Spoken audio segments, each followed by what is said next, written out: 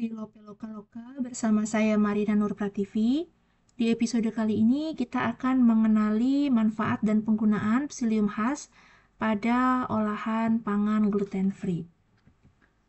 Materi ini disponsori oleh Loka, jangan lupa L-nya 2 di tengah, LOKA, yang bikin makanan Anda tetap enak, lebih sehat tanpa terigu. Anda bisa mendapatkan potongan harga langsung sebesar 10% untuk pembelian produk Loka apapun khusus di website dengan memasukkan kupon LOPE, LOPE. Jadi Anda masuk ke website www.lokaloka.com, kemudian pilih produk yang Anda perlukan. Setelah itu, sebelum check out, jangan lupa masukkan kode kupon LOPE-nya ya. Oke, di episode kali ini kita mau membahas mengenai psyllium husk. Dia dibuat dari apa, bagaimana cara penggunaannya, serta betulkah dia memiliki manfaat kesehatan. Psyllium husk ini dia adalah sekam tanaman Plantago ovata atau Espagula ya, di mana 70-80%-nya merupakan serat larut. Karena dia serat larut, berarti dia memang memiliki manfaat untuk kesehatan pencernaan. Psyllium husk ini juga memiliki kemampuan untuk menyerap air dan membentuk gel. Dan tanaman ini banyak ditemukan tumbuh di wilayah Asia Selatan maupun di Mediterania. Jadi di kita nggak ada ya.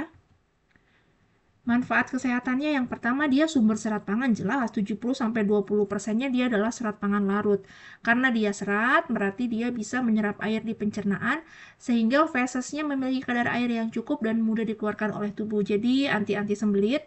Kemudian selain itu dia juga bisa membantu meredakan diare, karena mampu menyerap kelebihan cairan di saluran pencernaan.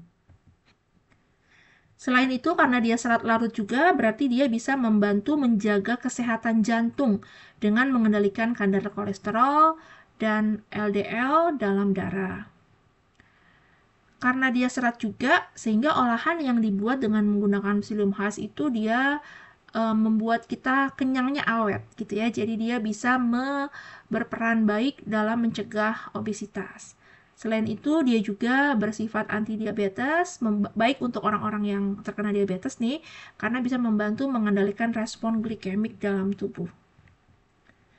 Bagaimana cara penggunaan psyllium husk untuk menggantikan peran gluten, terutama pada roti maupun mie ya?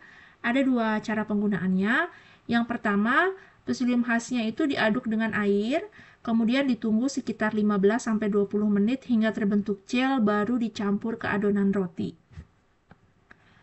Yang kedua, psyllium husk yang kita pakai itu dalam bentuk keringnya dicampur ke tepung. Jadi bahan tepung kalau ada instruksi campur rata bahan kering, maka psyllium husk juga ditambahkan gitu. Nah, perbedaannya setelah adonan itu jadi, adonan rotinya itu siap, itu perlu proses didiamkan dulu gitu ya, selama beberapa saat supaya psyllium husk-nya ini mampu menyerap cairan pada adonan dengan baik dan optimal, supaya terbentuk adonan roti yang elastis dan kenyal.